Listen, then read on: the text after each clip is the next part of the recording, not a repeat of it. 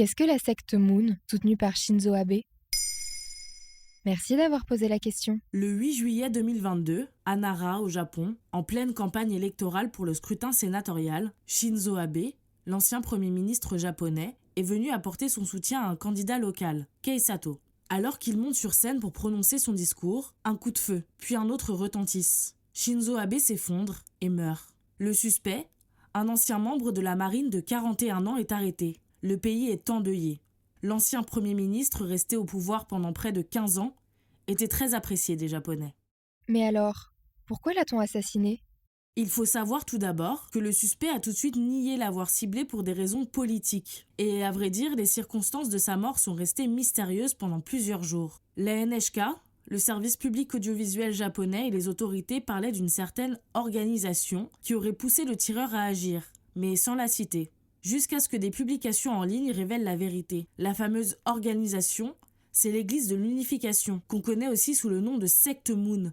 La mère du suspect, tombée dans la secte en 1998, s'était retrouvée face à des difficultés financières à cause de nombreux dons qu'elle aurait faits à l'organisation. Cette information a été confirmée par la secte, qui nie cependant que ces difficultés financières soient liées aux dons. C'est quoi exactement cette secte Moon?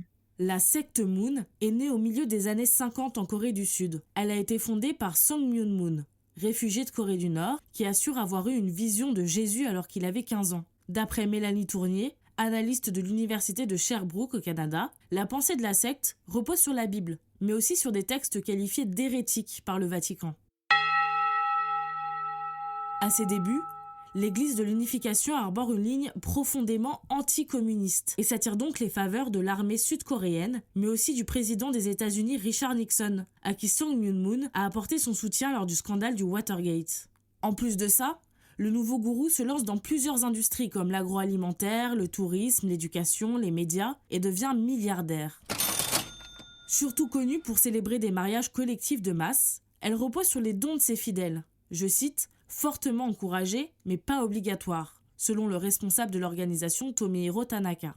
La secte arrive même jusqu'en France, où elle tisse des liens avec le Front National dans les années 80 et aide au financement du parti jusqu'en 2012, quand Jean-Marie Le Pen choque le monde entier avec ses propos sur les chambres à gaz. Et qu'est-ce qui relie Shinzo Abe à cette secte? Finalement, on n'en sait pas vraiment plus quant au lien de l'ancien Premier ministre japonais avec la secte Moon. Tout ce dont on est sûr, c'est qu'il a envoyé des messages de soutien à l'organisation en 2006 et en 2022. De plus, l'Église de l'Unification a publié un communiqué dans lequel elle exprime, je cite, son choc et son chagrin face au décès de Shinzo Abe.